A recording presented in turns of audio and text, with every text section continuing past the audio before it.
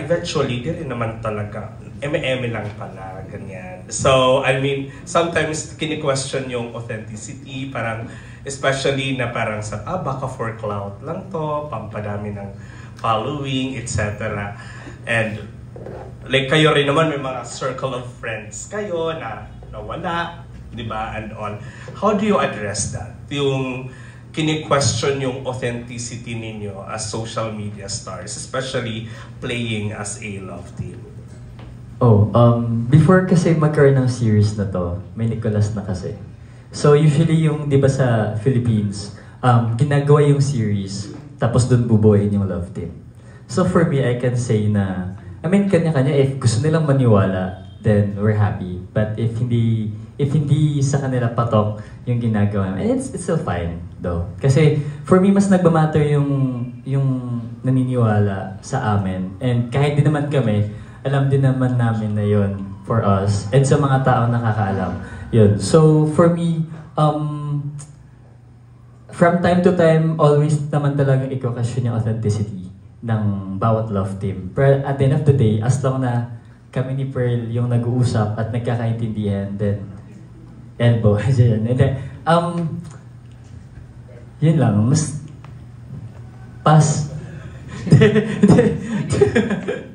Hindi, for me, yun lang yung nagmamatter for us. Yung kami yung mismong nakakalam kung ano yung totoo, saka ano yung hindi.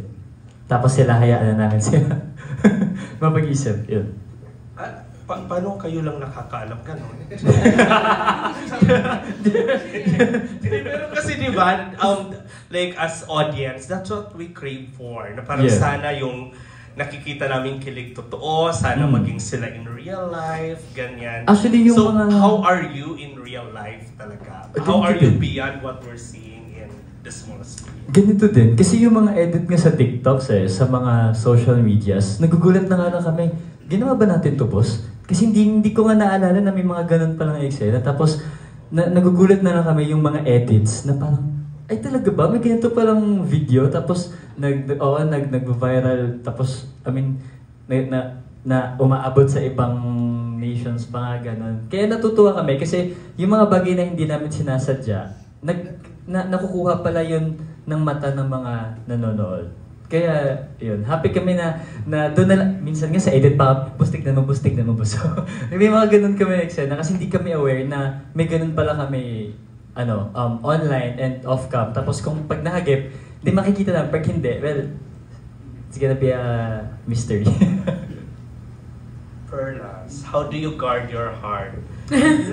Diba? Grabe sa yung mundo ng showbiz. For sure, diba, parang like what you said kanina, it's overwhelming.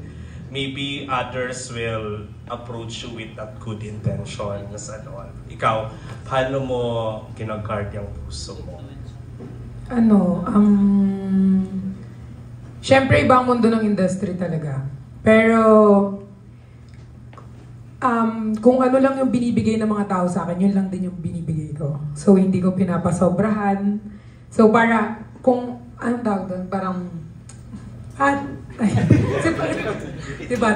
Parang, kung, yan, give and take. Parang kung ano lang yung bigay nila, yun lang. Kasi, kasi at the end of the day, kapag,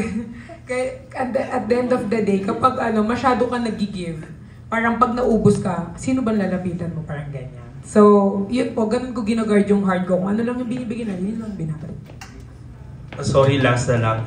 Bakit boss pala? Tama ba? Boss yung tawag mo?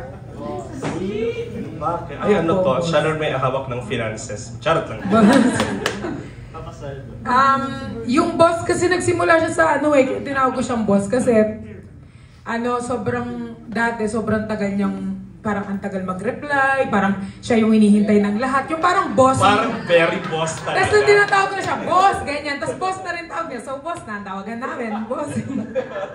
That's cute.